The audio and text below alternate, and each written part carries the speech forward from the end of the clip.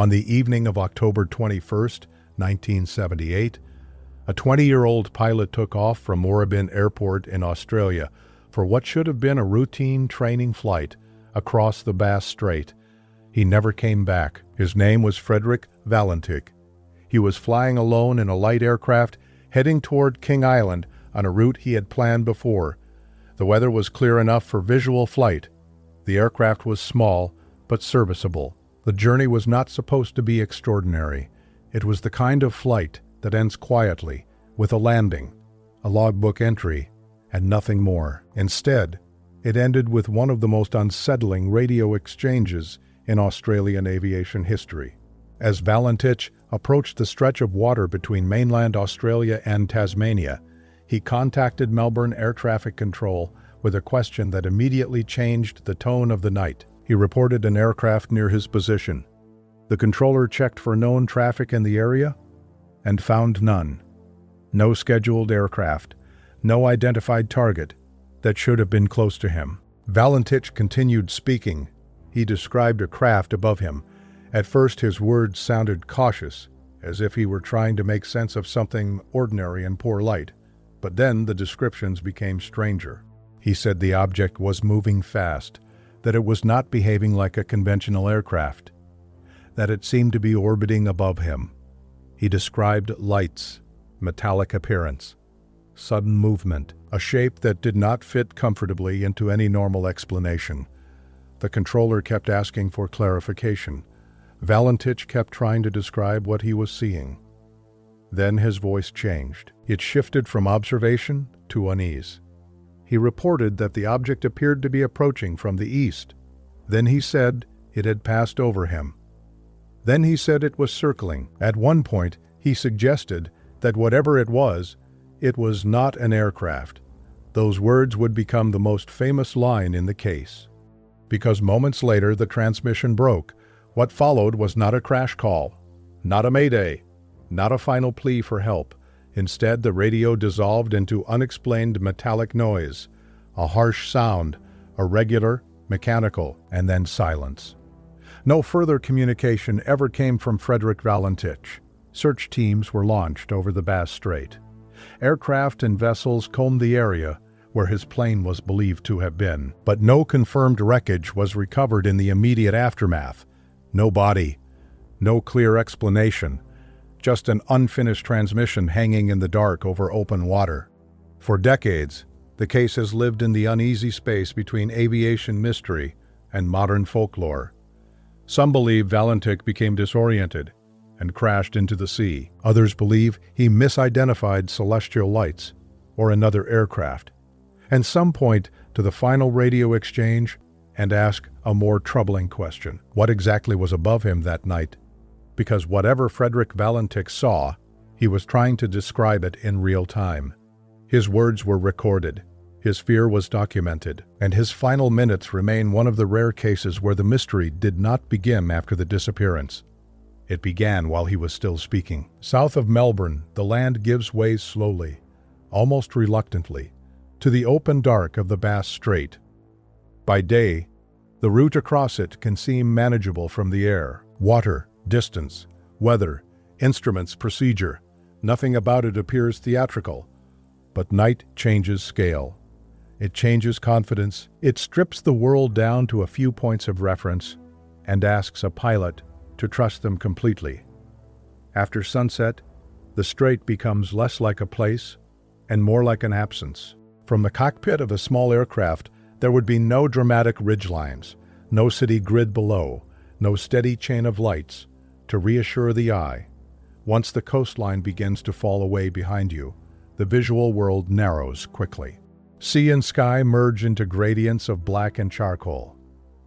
The horizon, which is supposed to separate above from below, can weaken until it is little more than a guess. The only steady glow comes from inside the aircraft itself.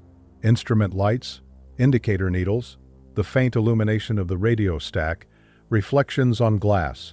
That kind of darkness does not simply surround a pilot. It simplifies everything until even simple things become hard to judge. Distance becomes uncertain. A light that is far away can feel immediate. A fixed object can seem to move. A reflection can appear external for a moment before the mind corrects it, or fails to. Over land at night, there are usually enough reference points to challenge those errors.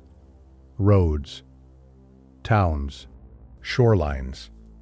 Over open water, those corrections are harder to make. The world offers less feedback. Perception has more room to drift, and drift begins quietly. Inside a small plane, sound becomes its own environment. The engine does not merely run, it fills the cabin with a constant mechanical presence. It vibrates through the seat, the controls, the frame of the aircraft itself. A pilot learns to treat that sound as normal, almost comforting. But in isolation, over water, routine sound can become heightened. Any fluctuation seems sharper. Any roughness seems more personal. Silence between radio calls feels longer than it should.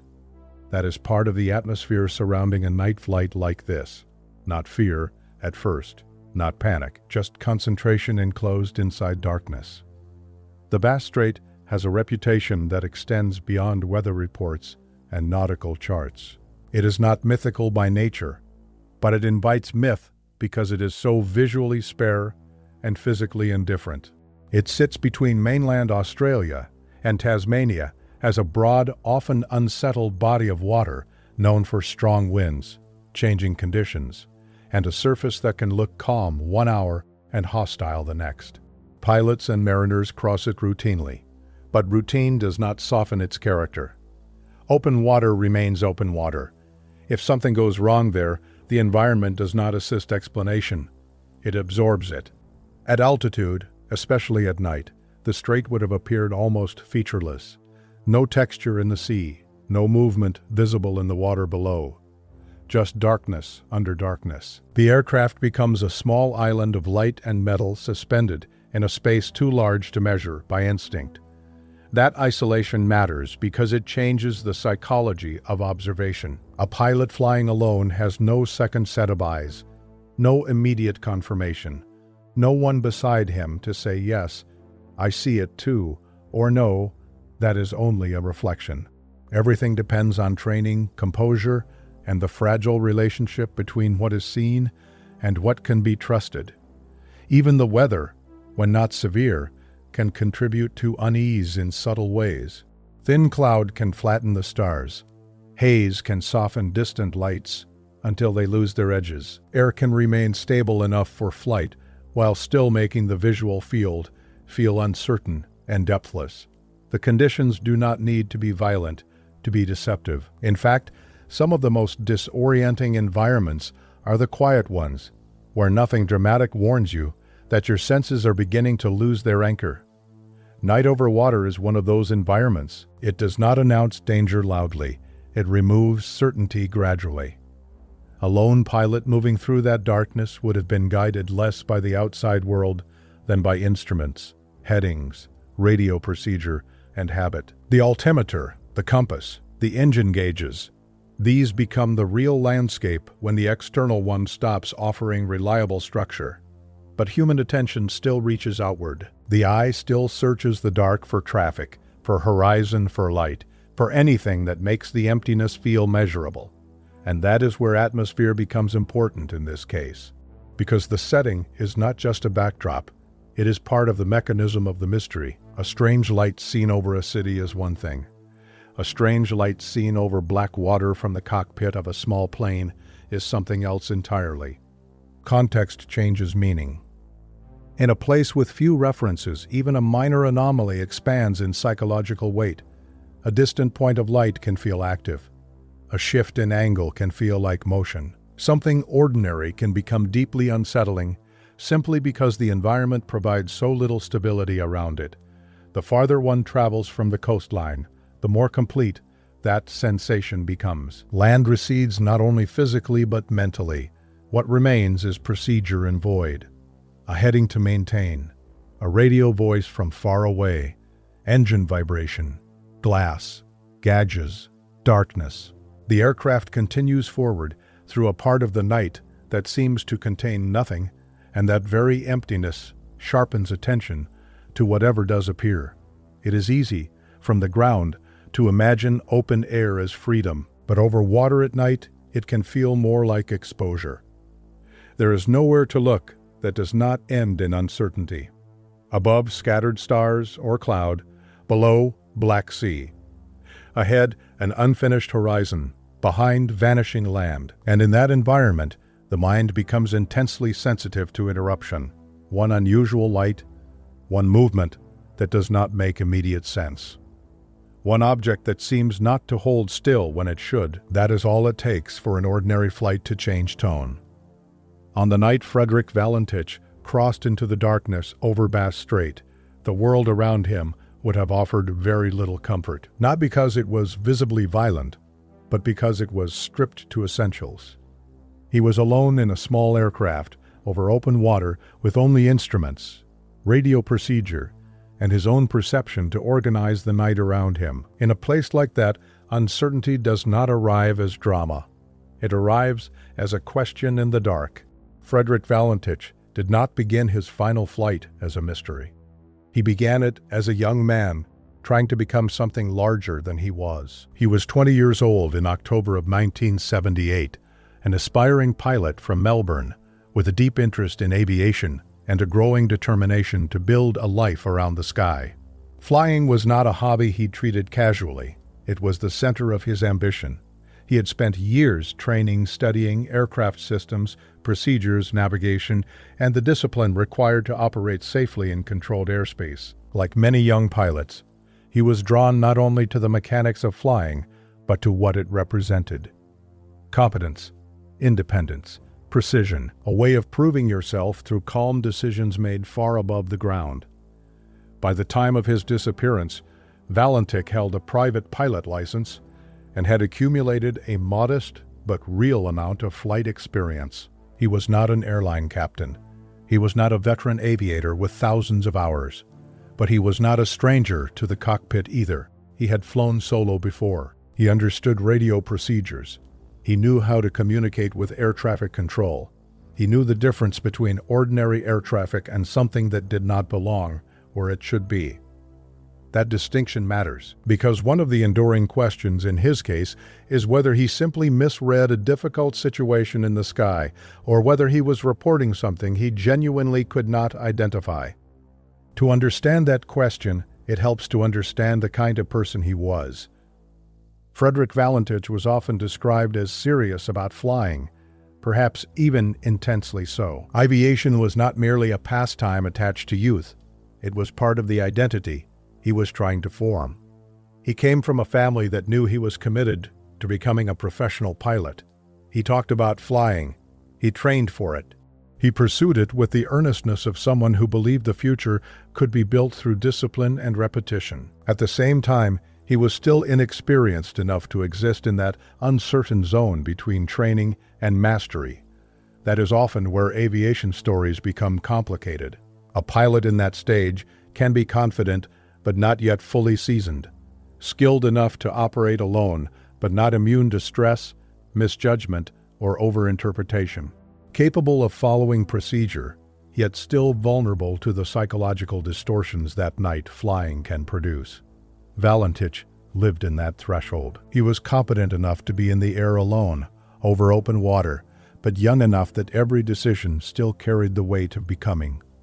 There were also signs that he had a particular fascination with unusual aerial phenomena. Over the years, some reports suggested that he had an active interest in unidentified flying objects and stories connected to strange aircraft sightings. That detail has become one of the most debated parts of the case. To some, it implies that he may have been primed to interpret ordinary lights in extraordinary ways. To others, it means almost nothing. Interest does not equal delusion. Curiosity does not make a pilot unreliable. Many people are fascinated by unusual phenomena without inventing them. What is more important is how he sounded in his final communication. He did not begin with grand claims. He did not open by declaring the impossible. He reported an aircraft near his position and asked whether there was known traffic in the area. That is the language of procedure. It is what a pilot says when something enters his awareness that needs to be checked against normal operations.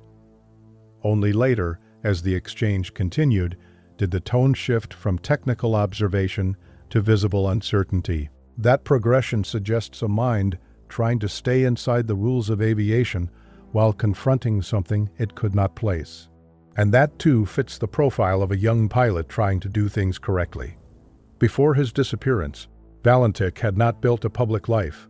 He was not famous. He was not a figure shaped by media attention. He was simply a young man on the edge of adulthood, carrying the ordinary tensions of ambition, wanting to advance, wanting to be taken seriously, wanting to log more hours, and move one step closer to becoming the pilot he imagined he could be. That ordinary quality is what gives the case its lasting weight. Because mysterious stories often become distorted by myth, the human being at the center gets flattened into a symbol. In Valentich's case, that symbol became the young pilot who vanished after reporting something strange in the sky. But before he became that story, he was a person with a license, a flight plan, a voice on the radio, and a future that still looked open. He had a small aircraft beneath him, instruments in front of him, darkness around him, and training telling him to describe what he saw as accurately as he could.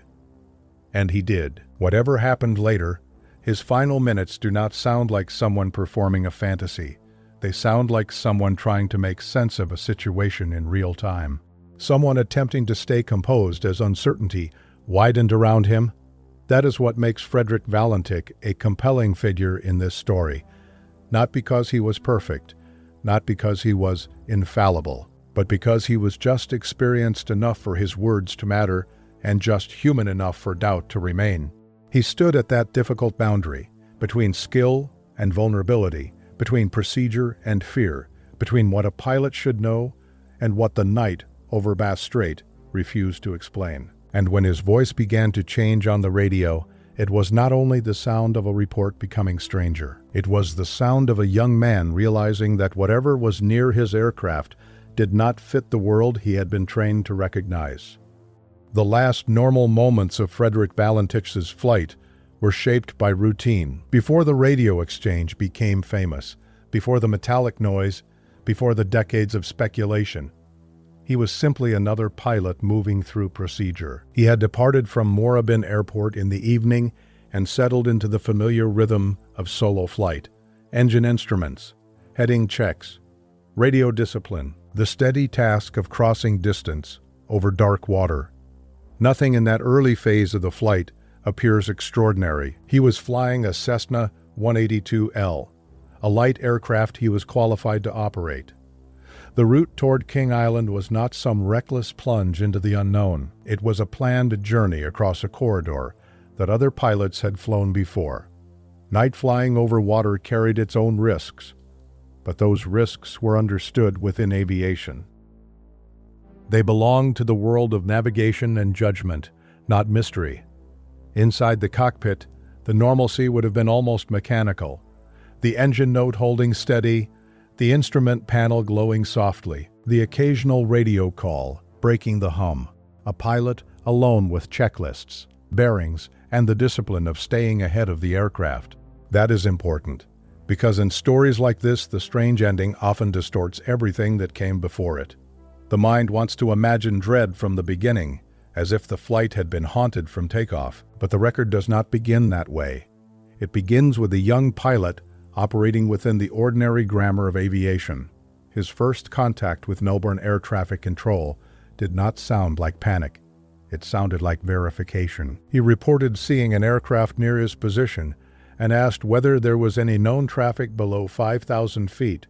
That question is procedural. It is what a pilot asks when something appears in the airspace that needs to be identified against normal operations. He was not declaring danger. He was not making a dramatic claim. He was checking reality against the system. Control responded that there was no known traffic at his level. That answer should have simplified the moment. In ordinary circumstances, uncertainty narrows from there. A pilot rechecks position, lights, heading, altitude. Perhaps the object turns out to be a distant aircraft, a ground light reflected strangely, a celestial body near the horizon. Aviation is full of moments that look unusual, before they become mundane again. For a brief stretch, that was still possible. Valentich continued to describe what he saw in terms that suggested he was still trying to fit it into a conventional frame. He referred to an aircraft. He observed its approach. He commented on the lights. The language remained close to the vocabulary of recognition. Even if he was unsettled, he was still speaking as someone attempting to classify a moving object in the sky. That is the last normal layer of the exchange. Because underneath the wording, something subtle begins to shift. He reports that the object seems to be above him, then that it is moving quickly, then that it appears to be passing over him and circling. These are still observations, but the confidence behind them begins to thin.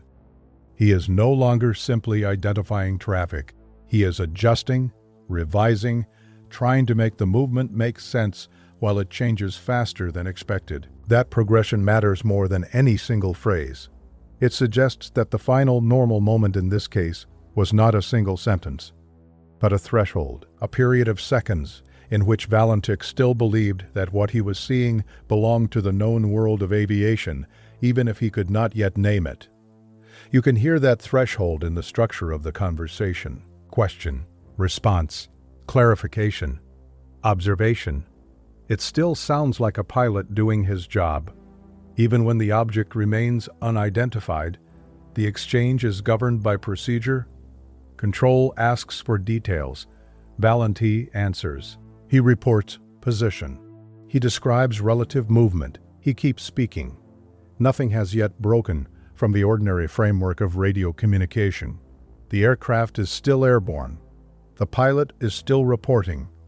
The system is still functioning. That is why the moment feels so fragile in hindsight. Because normalcy in aviation is not emotional. It is procedural. As long as the pilot can describe, respond, and maintain contact, the flight remains inside that world. Uncertainty may be present, but it is contained by protocol. Even concern can be managed if the chain of communication holds. For Frederick Valentich, the last normal moment may have been the last instant in which he believed description would resolve the problem. The last instant in which he thought that if he kept reporting what he saw, it would eventually become something recognizable. An aircraft, a light, a navigational confusion, a misread angle in the night sky, something that training could absorb and explain. But the exchange continues, and that faith begins to erode. His words grow less certain. The object's behavior no longer fits an easy pattern. The question is no longer only what is out there, but why it is moving in ways he does not expect. And still, he keeps talking. That is the human center of the case, not a man proclaiming the impossible. A young pilot trying to remain inside the language of the possible for as long as he can. The last normal moment is often imagined as a visual scene, a final wave, a final sighting, a quiet instant before disaster. In this case, it is better understood as a tone, measured, professional, slightly uncertain, but controlled. A pilot asking air traffic control whether there is another aircraft in the area. That is the last version of the story before it crosses into something else. Because once control confirms there is no known traffic, the burden shifts entirely onto Valentich's perception. From that point forward, the night sky belongs only to what he can describe. There is no second witness in the cockpit, no radar confirmation strong enough to settle the matter, no visual from another aircraft, only his voice trying to hold the event together in real time. And for a few more moments, that voice still belongs to the ordinary world, a world where strange lights can still become normal explanations, a world where a pilot reports, a controller responds, and the flight continues. Then that world begins to narrow, and the normal moment ends, not with a crash, not with a scream, but with a growing hesitation in the voice of a man who can no longer make what he sees fit, the rules he trusts. As the exchange with air traffic control grew more uneasy, the disappearance of Frederick Valentich had not yet happened in the physical sense. He was still in the air, still speaking, still trying to report what he saw. That is what makes the moment so unusual. In most missing person cases, the mystery begins after contact is lost. Here, the disappearance begins while contact is still active. You can hear it forming in the space between each transmission. Valentich continued to describe the object near his aircraft in increasingly uncertain terms. He said it was above him. He said it appeared to be circling. He referred to bright lights. He tried to make sense of its position relative to his own. At one point, he reported that the engine of his aircraft was running roughly. Whether this reflected mechanical trouble, turbulence, stress, or something else remains one of the central points of debate in the case. Up to that stage, the exchange still belonged to aviation procedure, even if it had begun to slip towards something more unsettling. A pilot observing another object in the sky is not, by itself, extraordinary. Night flying over water can produce misidentifications. Light sources can shift strangely against a black horizon. Perception narrows, distances become uncertain. A young pilot, alone in that environment, may struggle to interpret what he is seeing.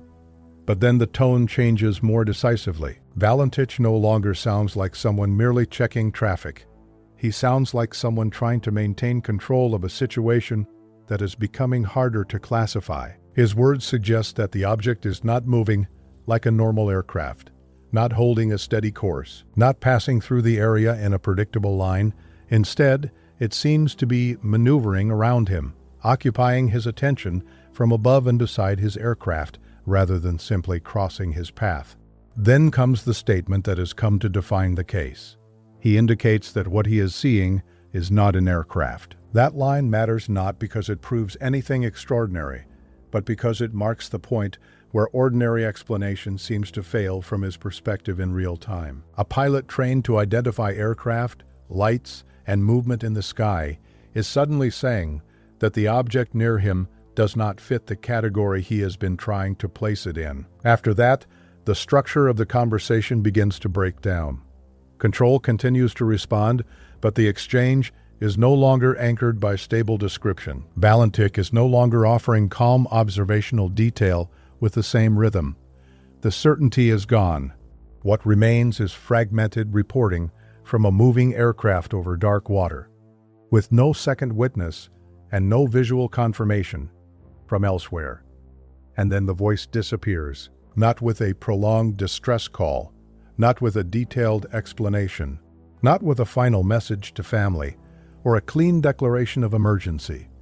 Instead, the radio transmission gives way to a strange sound, often described as metallic scraping or mechanical noise. It is harsh, irregular, and brief. It does not resemble the clear language of a pilot communicating procedure. It sounds like interference, or friction, or a machine entering a state no one listening can fully interpret. Then there is silence. That silence is the moment of disappearance. Frederick Valentich is no longer a pilot reporting an anomaly. He becomes a missing person. His aircraft, whatever its condition in those final seconds, is no longer part of active radio communication.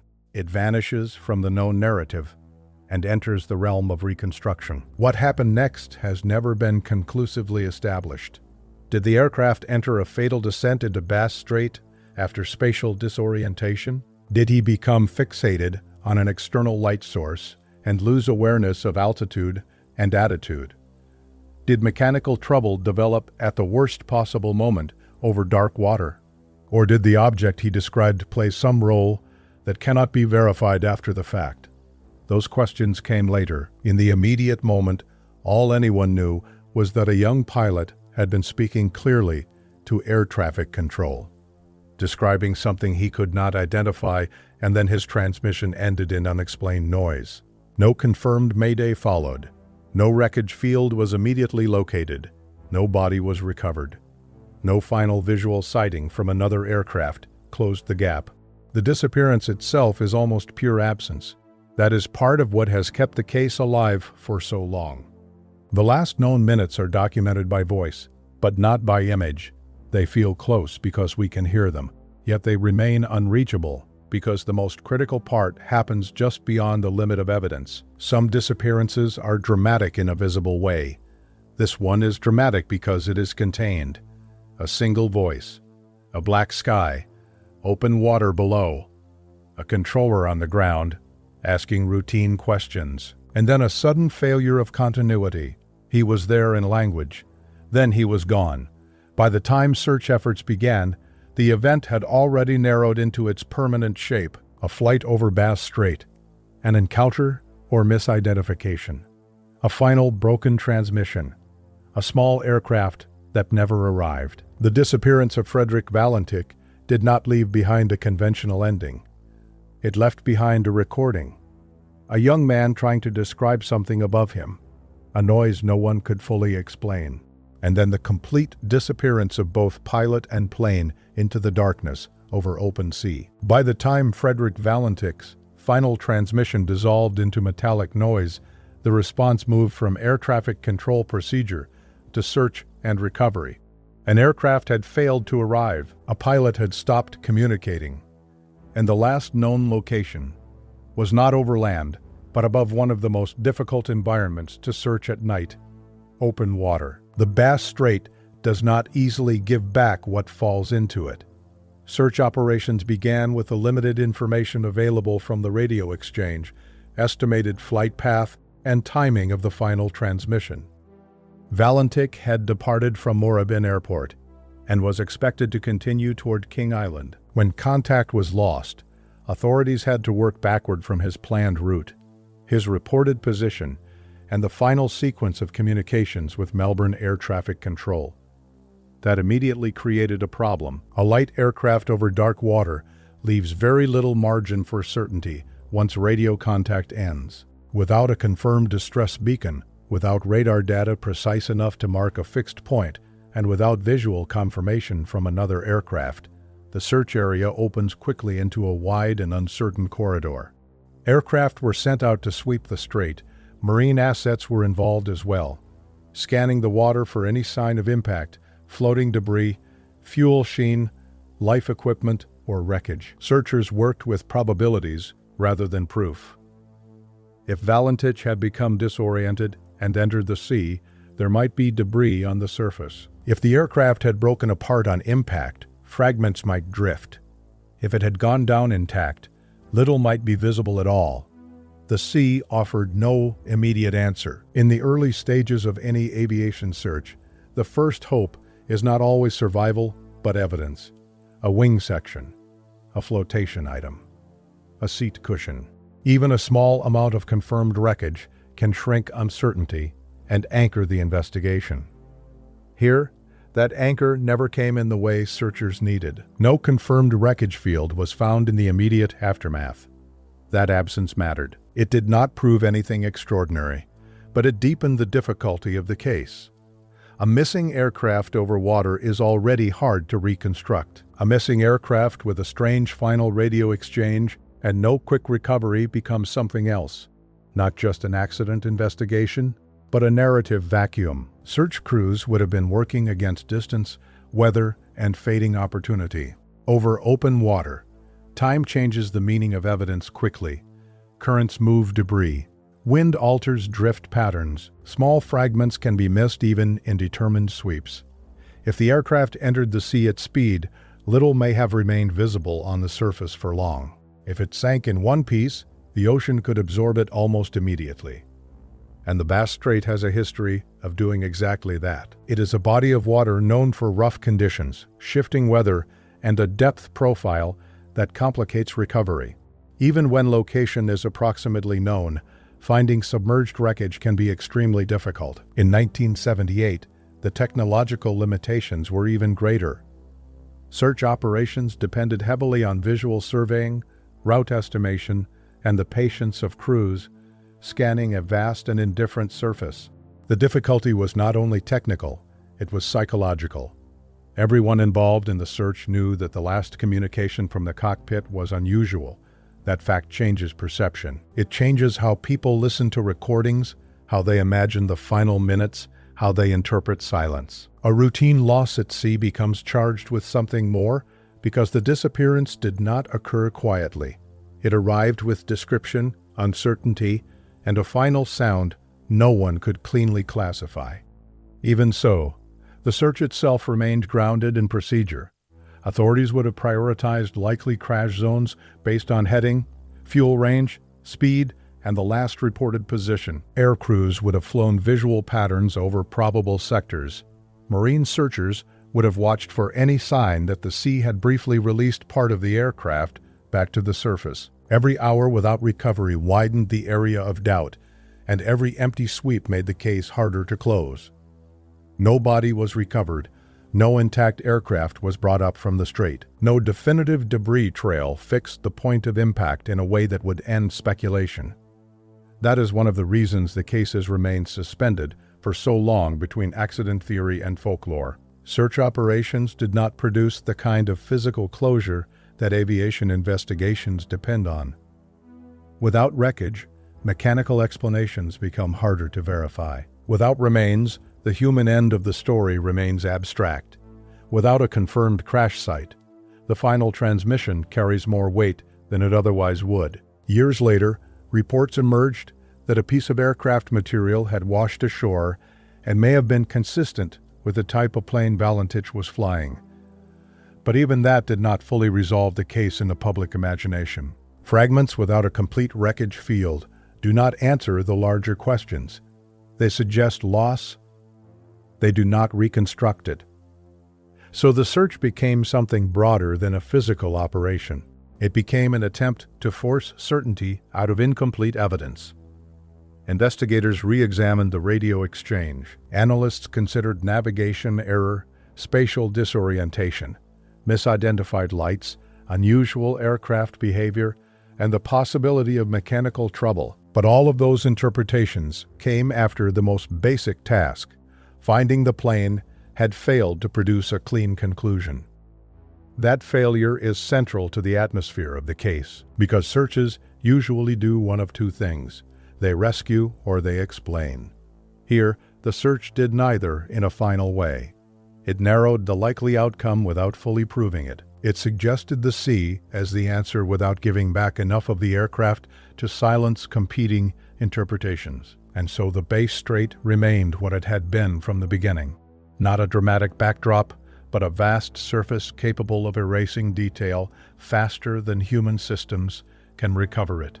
Somewhere below or beyond the last transmission, Frederick Valentich flight ended.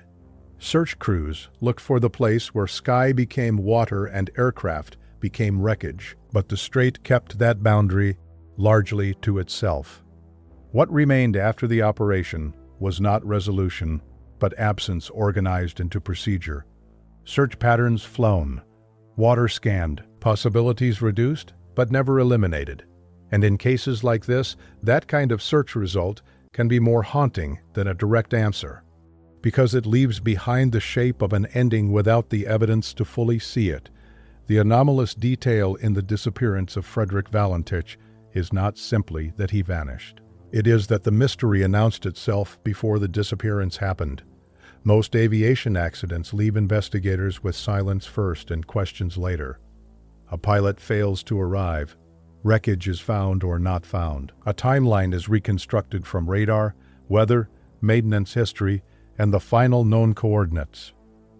The strange element, if one exists, usually emerges afterward through analysis. Here, the anomaly entered the record in real time. It arrived in the voice of the pilot himself. Valentich did not disappear and then become mysterious. He became mysterious while he was still communicating clearly enough for another person to hear the change happening. That is what gives the case its unusual shape. The strangeness is not only the absence of wreckage or the open water below. It is the fact that the final minutes are structured around a live attempt to identify something that refused to fit ordinary categories. At first, the anomaly sounds almost manageable. A pilot reports another aircraft nearby. That is not unusual in itself. Airspace is full of relative motion, uncertain lights, and brief moments of confusion. Pilots ask for traffic confirmation all the time. Controllers check known aircraft. Positions are compared. The unknown becomes known. But in this case, that process fails. There is no confirmed traffic where Valentich says it should be, so the first anomaly is procedural. He reports an aircraft. Control sees none. That gap matters. It does not prove that something impossible was there, but it creates a split between observed reality in the cockpit and recorded reality on the ground. In most cases, that split closes quickly. Here it widens. Then comes the way the object is described. Valentich does not portray it as distant and steady. He describes movement that feels active, responsive, and difficult to predict. It is above him.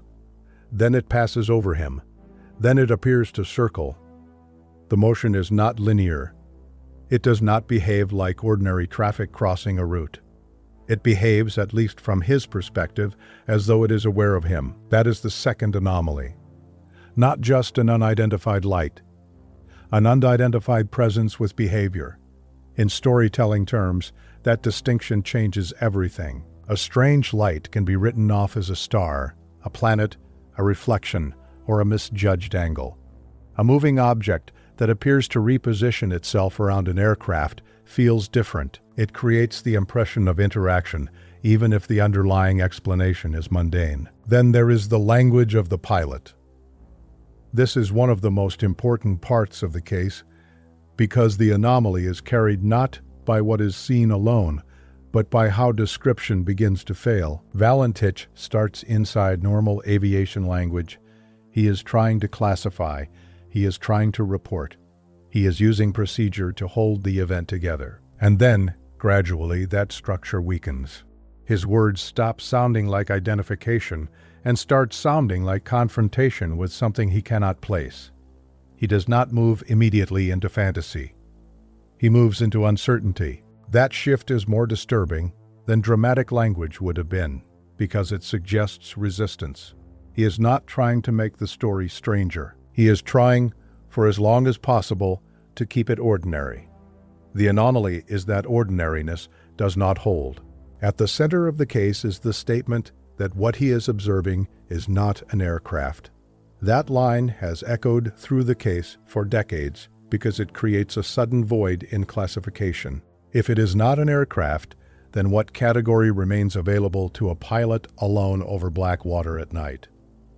A celestial object does not circle a plane in any literal sense. A reflection does not occupy airspace with apparent movement unless perception itself has begun to distort. Another aircraft should have been known, or at least understandable within familiar behavior. His statement does not solve the mystery. It deepens the anomaly by showing the moment when familiar categories collapse from his point of view. And then there is the sound. After the final exchange, the radio does not end in a conventional way. There is no clean break, no ordinary fade, no standard distress language. Instead, there is a burst of metallic noise, often described as scraping or harsh mechanical interference. That sound is one of the strangest elements in the entire case, because it resists easy placement. If the aircraft entered a spiral, could the noise reflect stress on the airframe, changes in engine tone, or radio distortion caused by violent motion? Possibly. If the pilot was disoriented and the microphone captured cockpit vibration under extreme conditions, could that explain it? Also possibly. But the sound remains anomalous because it arrives after a description of an object behaving in a way the pilot cannot understand.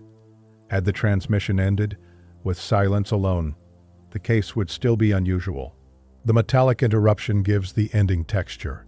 It makes the disappearance feel interrupted rather than concluded. It is not only that contact was lost, it is how contact was lost. The anomaly is also strengthened by the physical result of the search. No immediate confirmed wreckage field appeared to ground the final moments in conventional aviation evidence. Open water can erase aircraft efficiently. But when a strange radio exchange is followed by the absence of immediate recovery, the final transmission grows heavier in meaning. It begins to carry more interpretive weight than it otherwise would. The less the sea returns, the more the voice becomes the central artifact. And that voice contains uncertainty, observation, and fear without resolution. Another anomalous layer is the setting itself. Night over water is one of the most deceptive environments in aviation. That fact is often used to reduce the mystery, and fairly so. Spatial disorientation is real. Reflections can mislead. Stars, planets, and vessel lights can distort perception.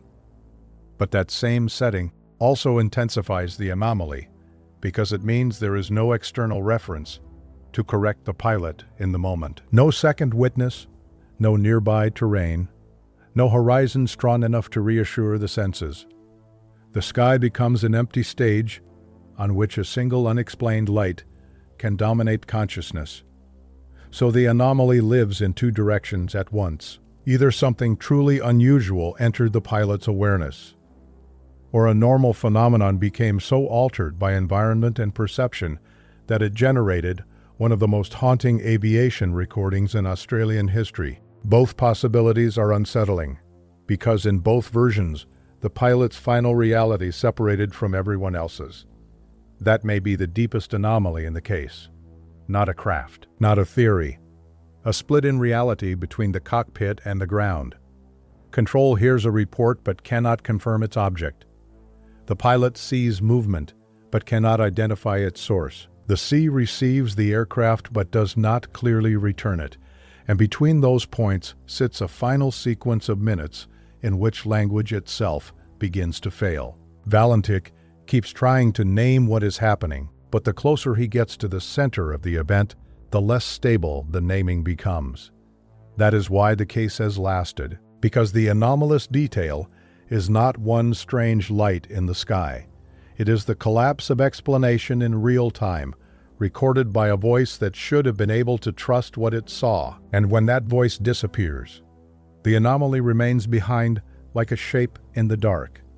Not fully defined, not fully denied, just present enough to keep the final minutes of Frederick Valentich's flight suspended between accident and something far harder to close. When people try to explain the disappearance of Frederick Valentich, they usually begin with the most practical possibilities. The case may sound extraordinary because of the final radio exchange, but investigators and aviation analysts have long focused on explanations rooted in normal flight hazards. The challenge is that each rational version explains part of the story while leaving something important unresolved. The most common explanation is spatial disorientation. Night flying over open water is one of the most deceptive situations a pilot can face. Without a stable horizon, the senses become unreliable. A pilot can feel level while actually banking. A light near the horizon can seem to move when it is not moving at all. Reflections, stars, planets, and distant vessel lights can all appear strange when seen from a small cockpit suspended over black water. In that environment, the brain can begin to construct patterns that do not exist in physical space. This theory has real weight. Valentich was young, he was licensed, but still relatively inexperienced. He was flying alone over dark water at night. Those conditions create exactly the kind of sensory trap that has led to fatal disorientation in many other cases. If he became confused about his position and began turning while trying to keep an unidentified light in view, he may have lost awareness of altitude and entered a descending spiral. The rough engine report in his final moments could have been the sound of a stressed aircraft in an unusual attitude, rather than a separate mechanical problem. But even this explanation does not settle everything. It may explain why he thought he saw something moving around him, but it does not fully account for how persistent and structured his descriptions were. He was not shouting incoherently. He was attempting to describe relative movement in a way that suggested he was tracking something external. Disorientation is plausible, but it does not erase the strangeness of the live report itself. It explains the setting very well. It does not fully explain the tone and sequence of what he said. Another theory is that he misidentified an ordinary celestial object. This is one of the most repeated, rational explanations. Bright planets, stars low on the horizon, and atmospheric distortion can create the impression of motion, especially when a pilot changes heading and unconsciously moves relative to the object. Venus is often mentioned in cases like this, because it can appear unusually bright and stable while seeming to shift position against a dark background. Combined with reflections from cockpit glass or lights from the aircraft itself, an ordinary object in the sky can take on an eerie and animated quality. That explanation helps account for why air traffic control could confirm no known aircraft in the area. It also fits the idea that Valentich may have been sincere but mistaken. He could have been trying to describe something real in his field of vision without realizing that the movement he perceived was caused by his own changing orientation.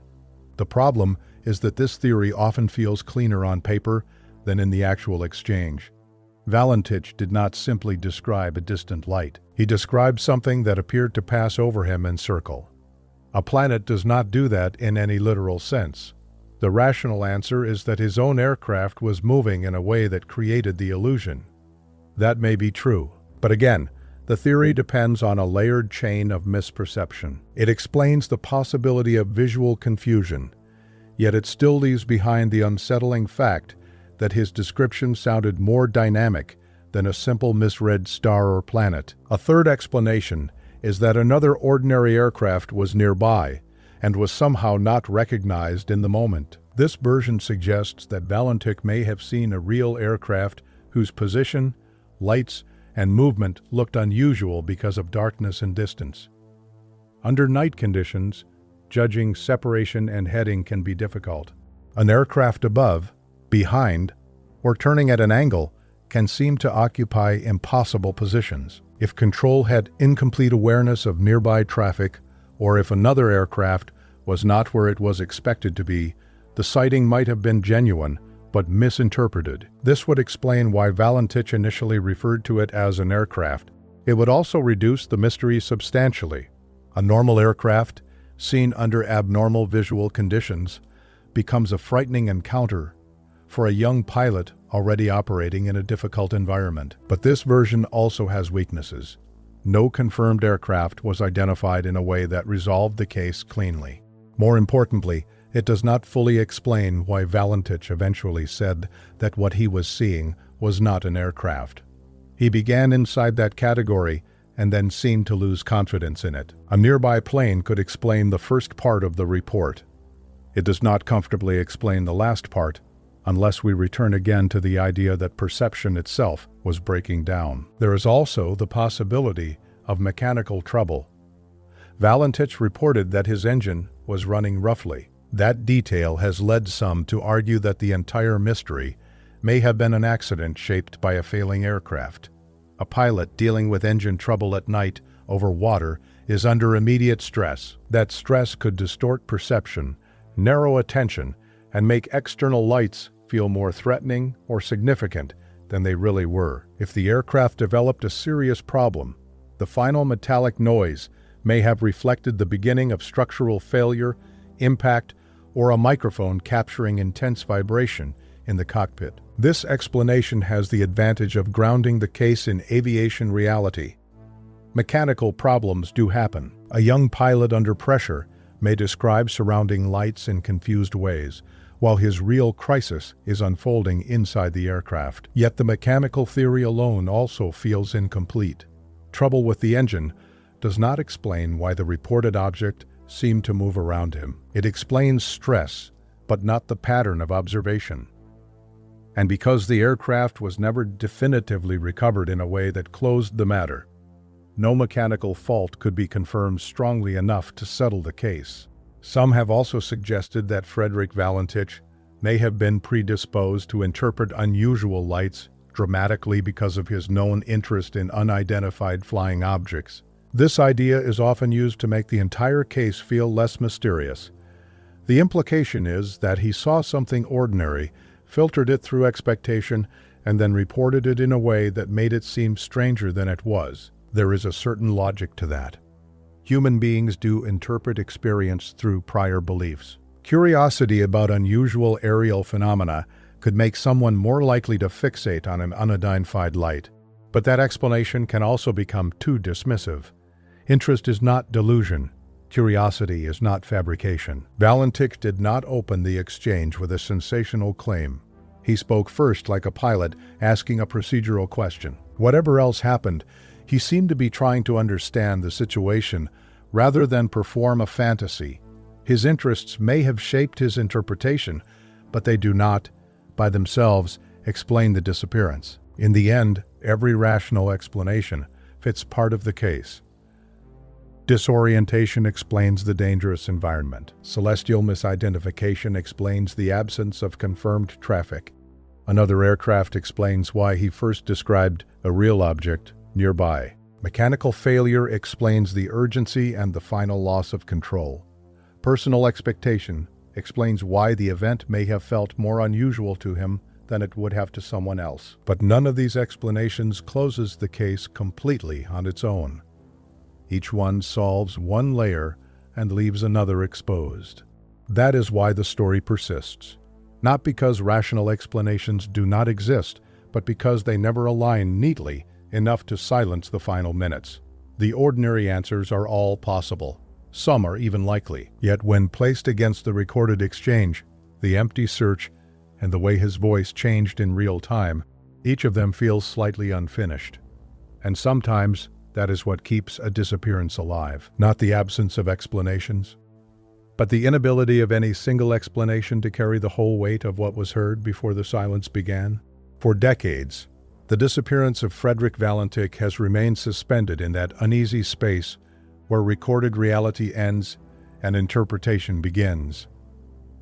A young pilot took off on a night flight over open water. He checked in with air traffic control. He reported an object near his aircraft. He tried to describe it as carefully as he could. Then his voice was replaced by metallic noise, and the darkness over Bass Strait closed around the rest of the story. That is why the case continues to endure. Not because it offers clear proof of anything extraordinary, but because it denies the kind of ending people rely on to make sense of fear.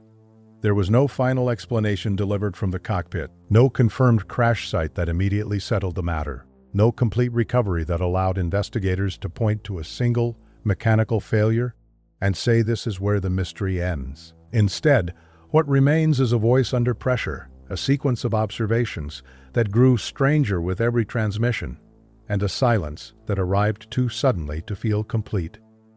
Some believe the answer is tragic, but ordinary. A young pilot flying alone at night over black water may have become disoriented. A bright celestial object or distant light may have appeared to move in impossible ways as his aircraft changed position. Stress, isolation, and the loss of a stable horizon may have narrowed perception until the sky itself became unreliable.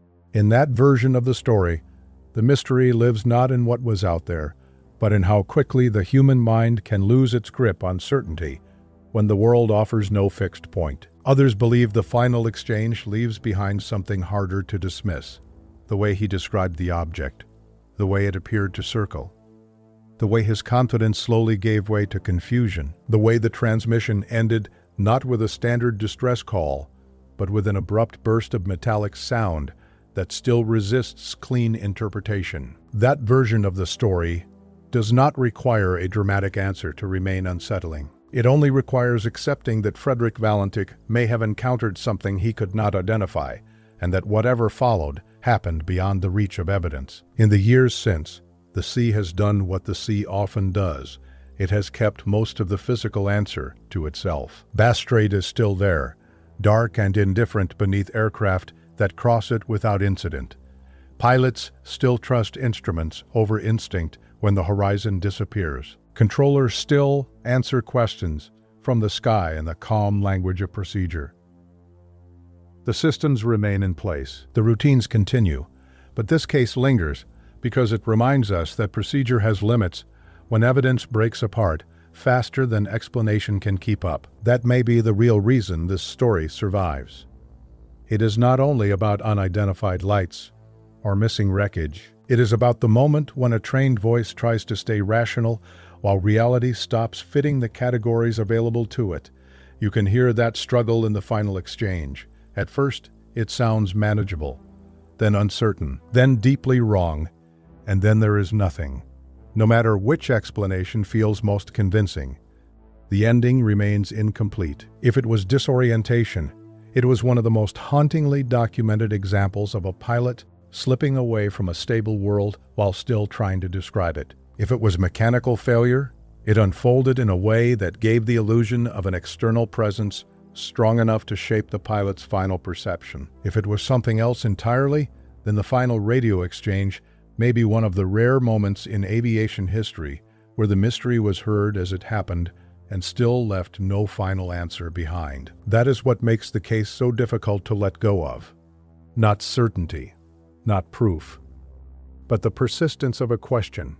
What did Frederick Valentich actually see that night over Bass Strait? Was it a fatal misreading of the sky, a chain of ordinary aviation hazards, collapsing into one terrifying final sequence, or a genuine encounter with something that never entered the record in a form anyone on the ground could? Confirm there is a reason people still return to that transmission. Because it does not sound like folklore when it begins. It sounds like procedure. It sounds like a pilot doing what he was trained to do. Report what you see. Stay calm. Keep talking. And then, somewhere in that process, the known world slips just far enough away that language can no longer hold it. That is where the case still lives. In the distance between report and explanation. In the gap between the final sound and the empty search. In the unanswered space over dark water, where one voice kept describing the impossible until it disappeared. What do you think happened during Frederick Valentich's last minutes in the air? Do you believe the case can be explained by night, flying conditions, and human perception alone? Or do you think the final exchange leaves behind details that still do not fit any ordinary version of events?